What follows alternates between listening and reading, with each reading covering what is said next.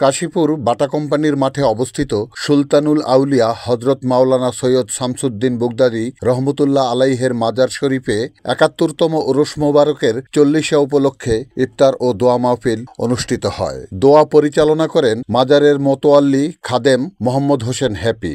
মাহফিলে উপস্থিত ছিলেন কোষাধ্যক্ষ শরীফ খান সাহেব সহ ভক্ত ও আশেকান বৃন্দ। মাজারে মহিলা আশেকানদের জন্য পৃথক ব্যবস্থা করা হয়।